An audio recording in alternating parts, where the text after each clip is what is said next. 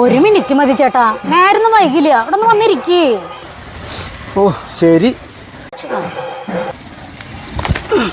പറയ്. അത് പിന്നെ എന്താ പറയാനുള്ളത് വെച്ചാൽ നീ പറ.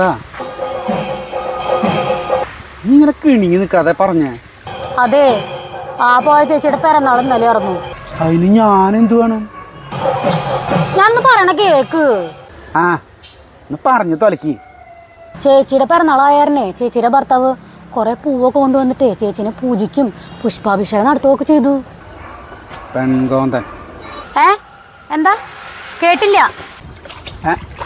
അല്ല, നല്ല കാര്യം എന്ന് പറഞ്ഞതാ. എൻ്റെ പിറന്നാൾ നാളെയാ. ചേട്ടൻ അങ്ങനെയൊക്കെ ചെയ്യോ?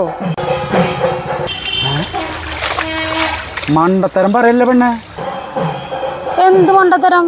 സദ്യയിലെ കെട്ടുവിന് എന്തുടെ കച്ചവടം? പൂക്കച്ചവടം അല്ലേ?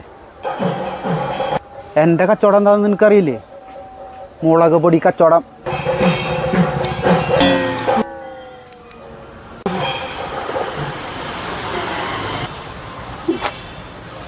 ഇനി നിന്റെ മണ്ടത്തരം കേട്ടിരുന്നാലേ എൻ്റെ കച്ചവടം പോവും.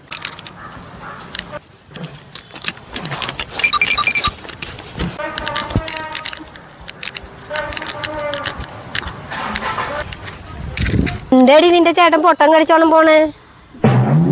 അത് ഇന്ന് വൈകിട്ട് വരുമ്പോഴേ അമ്പലത്തിൽ കൊണ്ടുപോകാന്ന് പറഞ്ഞതാ.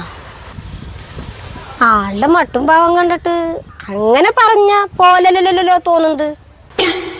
അത് ചേച്ചിക്ക് അറിഞ്ഞൂടെ, ആളൊരു കലിപ്പനാണെന്ന്. കലിപ്പൻ്റെ കാന്താരി.